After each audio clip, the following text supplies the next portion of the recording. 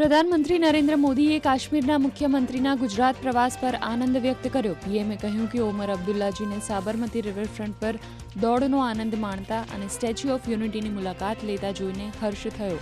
તેમની મુલાકાત એકતાનો મહત્વપૂર્ણ સંદેશ આપે છે. શુક્રવારના વેપાર કરારની સમયમર્યાદા પહેલા જ યુએસ પ્રમુખ ડોનાલ્ડ ટ્રમ્પે ડઝનબંધ વેપારી ભાગીદારો પર ભારે ટેરિફ લાદ્યા, જેમાં કેનેડાથી આવતા ઘણા માલ પર 35%, બ્રાઝિલ માટે 50%, તાઇવાન માટે 20% અને સ્વિટ્ઝરલેન્ડ માટે 39% ડ્યુટીનો સમાવેશ.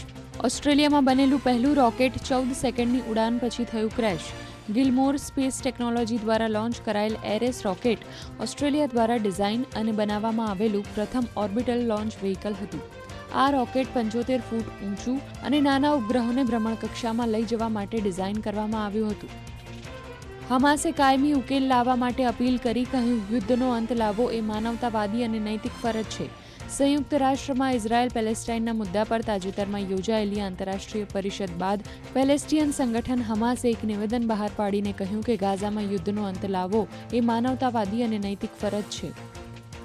ભારતના લક્ષ્ય સેન અને થરુન માનેપલ્લી મકાઉ ઓપન બેડમિન્ટન ક્વાર્ટર ફાઇનલમાં પહોંચ્યા.